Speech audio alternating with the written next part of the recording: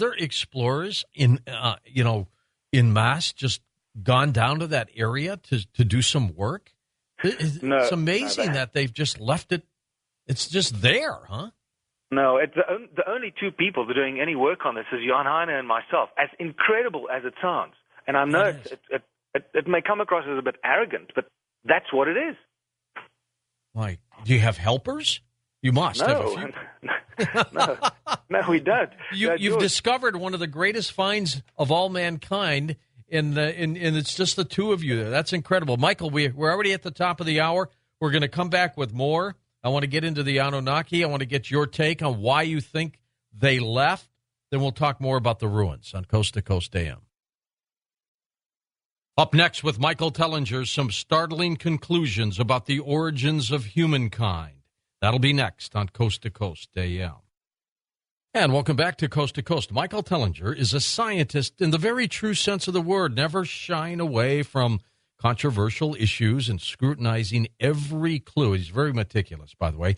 After a 30-year-long obsession with the origins of humankind and the genetic anomalies of our species, he wrote Slave Species of God. When Johan Heine exposed the mystery of the stone ruins of South Africa to Michael in 2007, they began an irreversible process of research that then led Michael into more startling scientific conclusions and then the completion of two more works, Adam's Calendar and the Temples of African Gods. Here live is Michael Tellinger. Michael, how are you? Excellent, George. Nice to be talking to you again after quite a while. It's coming up on 2 years. I can't believe it. I know. It's amazing how time flies when you're having fun and up and down the mountains looking at ancient stones, you know.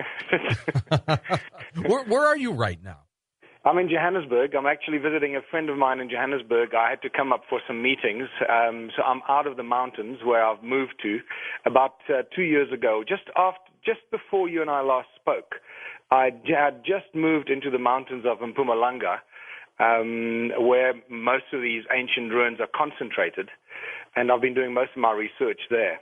But at the moment I'm in Johannesburg. Well, it's incredible though. Technology is. I mean, there you are. There. I just left Los Angeles. I'm now in the Midwest in St. Louis, and we're carrying on this conversation on 540 radio stations, streaming on the internet. It's just amazing the way this all works. Well, I'm glad you guys have got all those bases covered because I wouldn't know where to begin. All you have to do is do what you do well. We'll do the rest for you. Excellent. Tell me about your latest work, Temples of the African Gods, and how does that relate to your previous two works? Thanks, George. It really is quite a fascinating sequence of events that's unfolding. And I must admit, I'm probably one of the luckiest explorers or scientists in the world right now. When I first released Slave Species of God in 2006, I never realized that work, which deals with the slave species scenario, I heard some of the inserts in between waiting to talk to you, talking about how the world is becoming more and more enslaved, and how people have just really become clones and drones for the Illuminati and so forth. And it's just amazing to see how my first book, Slave Species of God, how that is becoming more and more true and accurate as time goes by. And that information and that work then led to the discovering of or meeting Johan Heine, who came to one of my talks and presentations on the slave species. And he said to me, listen, I've got to show you some stuff that I've been photographing for the past 20 years. And he started showing me these incredible aerial photographs of these circular stone structures along the mountaintops of southern Africa. And it just blew my mind. And I instinctively knew that somehow those structures were linked to these early, very, very early civilizations of Homo sapiens on Earth. And very shortly after that, Johan then showed me what he discovered. He didn't know its significance was what we now call Adam's Calendar. Now, we now know that it is probably the oldest man-made structure on Earth. It's a beautiful monolithic calendar. And then when we realize that the calendar, which is incidentally still accurate today, it still works accurately. Isn't that amazing?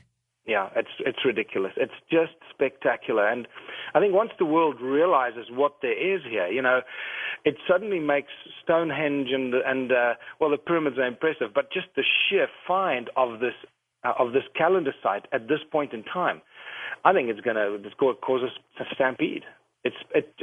George, I must tell you, when I take people to Adam's calendar, it changes their lives. You can see their lives have changed. It is quite dramatic. It hits them. It finally hits them that there's something more than they've ever been taught before, Michael. Exactly, and that's it's a very dangerous situation because you're not quite sure what to tell people. So I no longer just take any kind of tourists there. I only do what I call now, specialized tours of people that are broad-minded, that are spiritually awake, that are consciously connected, and so forth. And we take those people there who want to know. They're hungry for more information, and you can just throw anything at them, and they are okay with it. Otherwise, if you get a bunch of tourists and come there and say, "Well, when I see those big rocks," it doesn't quite work. How many other explorers over time have shown an interest in these stone ruins? That's a very interesting story. I'm gonna come back to that in a minute if I can. Just to finish how these discoveries link to my my work, my first book. It's just really a continuation, and it basically what it does. It for the first time uncovers this very, very vast vanished civilization that lived at the southernmost tip of Africa, of South Africa and Zimbabwe mostly, that were mining gold.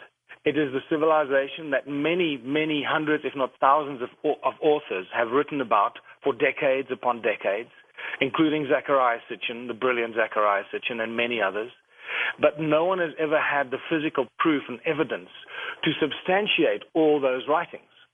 And this is for the first time, our discoveries for the first time really substantiate and provide the physical evidence for all the work that has been done by so many brilliant people in the past.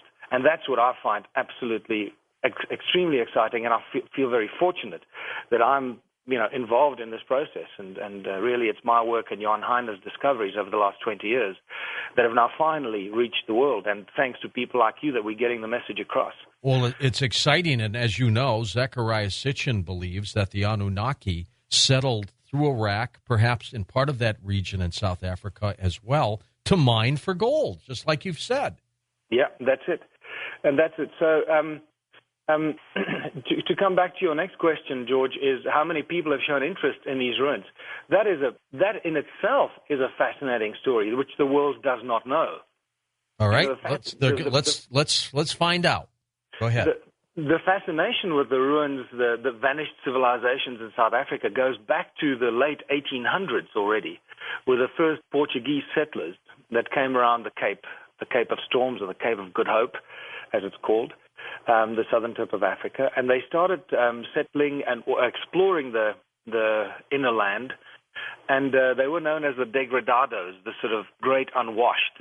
They would take them out of prison and send them out to explore give them an option. Do you want to be a prisoner or do you want to be an explorer, kind of thing? And if they didn't come back, nobody lost any sleep. But fortunately, there's one particular guy called Antonio Fernandez in 1510 already, who went and explored from the Mozambican side the inner lands of Africa, southern Africa, and he came back with fascinating stories of ancient ruins and giant stone walls that were completely ruined and overgrown.